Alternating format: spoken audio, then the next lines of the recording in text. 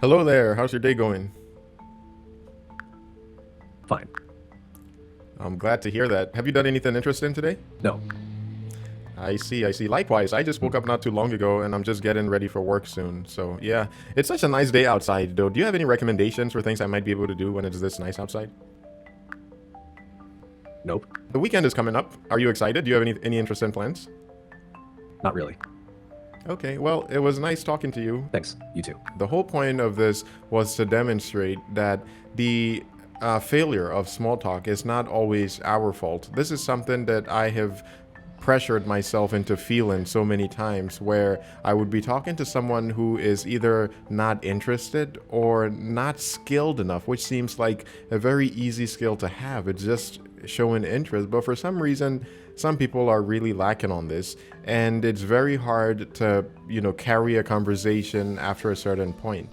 Absolutely. It's not always your fault if small talk doesn't flow smoothly. Some people just aren't great conversationalists or might not be interested in engaging.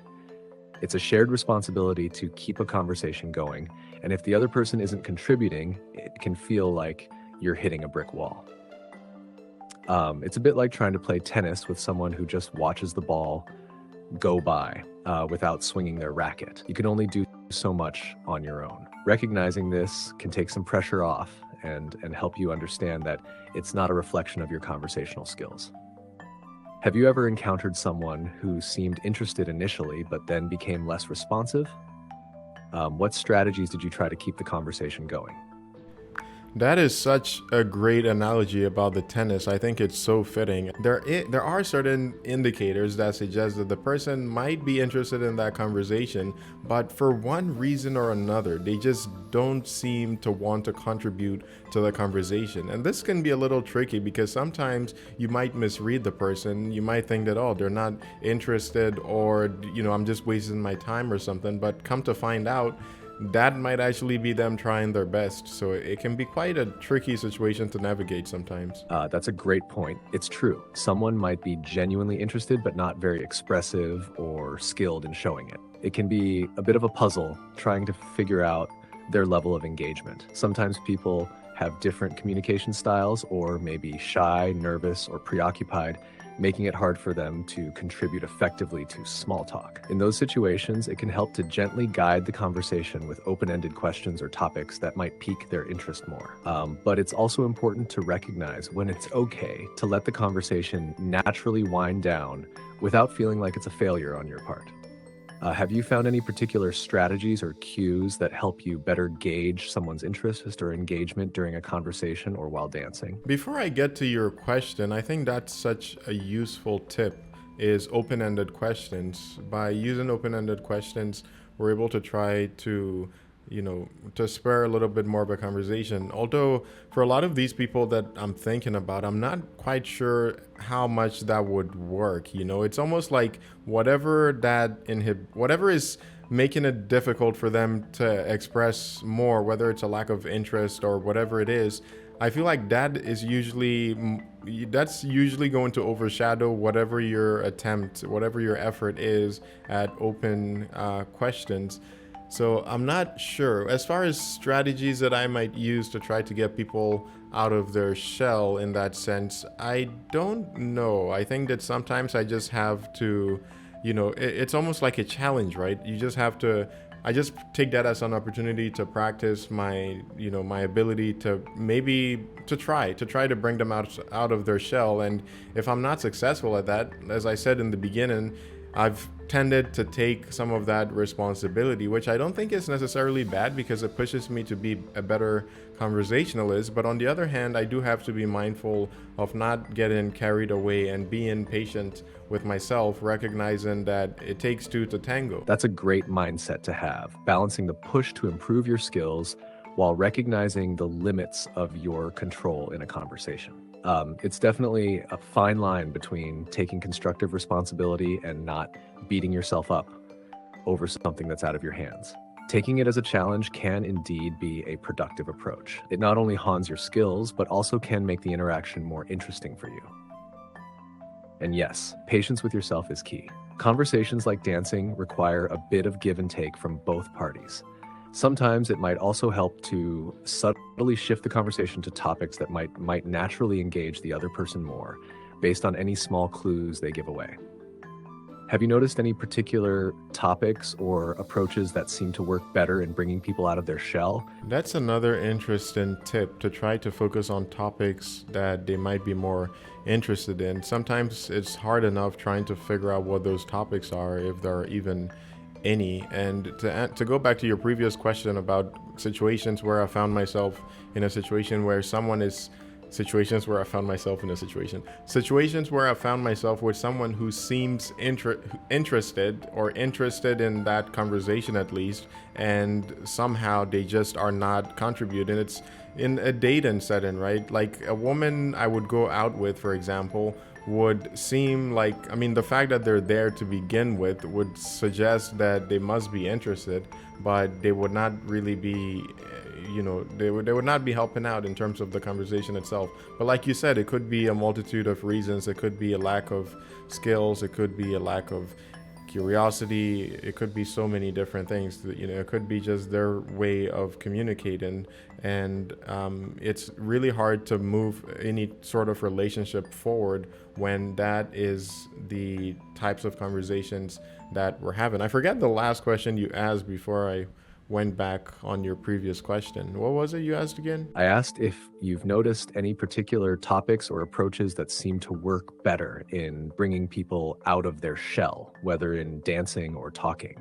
But your reflection on dates is really insightful. It's tricky when the other person seems interested but doesn't contribute much to the conversation. It can feel like you're carrying the weight of the interaction. On dates, it might be even more complex because of nerves or the pressure to make a good impression. Sometimes breaking the ice with light-hearted or fun questions, like asking about their most memorable travel experience or a favorite movie, can help. These topics are often safe and can reveal more about their interests without feeling too intrusive. Have you found any particular type of question or approach that works better in these dating scenarios to get the conversation flowing more naturally? Honestly, whenever I've run into such a situation, it's been difficult for me to break the person out of their shell. I'm not sure that I have a really good track record with that, but if I were to try to be more intentional about improving the ways I go about doing that, I would say one, open questions like you suggested, and two, like you said, trying to figure out topics that are more closer to their hearts. And I guess the difficulty for me has been figuring out these topics to begin with, especially when you're trying to be more direct. You ask them that, hey, what are you interested in? Or what do you like to do on your spare time? And the only answer you get is, I don't do much. I just hang out with friends or something like that. Then it kind of kills every path of conversation that you try to guide, and that is a bit challenging. I know I'm not answering your question. I'm kind of expressing the difficulty in finding ways around this problem, but I mean, I'm open to suggestions other than the ones that you've said already. I think it's probably going to be a multiple faceted approach. I totally get where you're coming from. It can be really challenging when you're hitting those conversational roadblocks, especially with vague answers. One approach you might try is sharing a bit more about yourself first. It can sometimes encourage the other person to open up. For example, instead of asking them directly what they like to do, you could start with, I really enjoy hiking on weekends because it helps me clear my mind. Do you have any activities that help you relax? This can make it easier for them to latch onto something specific and respond with more than just a few words. Another tactic could be to focus on the present moment or environment. Commenting on the setting or something happening around you can provide a natural segue into a deeper conversation. For instance, if you're at a cafe, you might say, this place has such a cozy vibe. Do you have a favorite spot you like to visit? And sometimes adding a touch of humor or playful banter can help break the ice and make the other person feel more at ease. It doesn't always have to be about finding the perfect topic, but creating a relaxed atmosphere where they feel comfortable sharing more. In the end, it's important to remember that not every conversation will flow smoothly, and that's okay. You're honing your skills and learning from each interaction. Have you noticed any patterns in what tends to engage people more, even if it's just a little bit? Not really. I don't think the fact that I'm so introverted helps towards that at all. And to be fair, most people are more helpful than what I just described, the caricature that I just described. But that does happen more frequently than I think every one of us have probably experienced that at one point or another. I did want to wrap this up, and I really like those insights you gave about ways that I could go about improving this.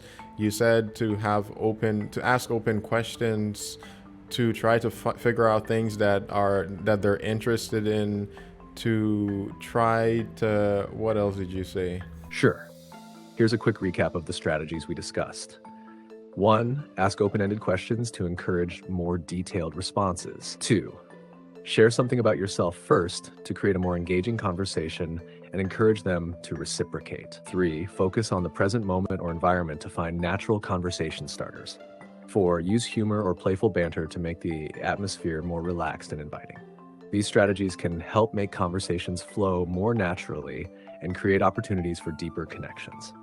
Even as an introvert, these can be effective tools to navigate small talk. And like you said, as we improve on this, there are going to be many times when we fail. Sometimes it's not going to be through any fault of our own. Some people are just, some people are hopeless when it comes to bringing them out of that shell, that figurative shell. So I think that was actually the main point of this video, was to highlight the fact that we just have to be patient with ourselves and even that person. We shouldn't take it so personally. We should just allow that some people we're going to really connect with while others not so much, and that's okay. That's a fantastic point to make in your video. It's a reminder that not every interaction will be a home run, and that's perfectly normal. By being patient with yourself and others, you're already setting the stage for more meaningful connections in the future. Plus, it takes the pressure off and makes the process of improving your conversational skills more enjoyable and less stressful.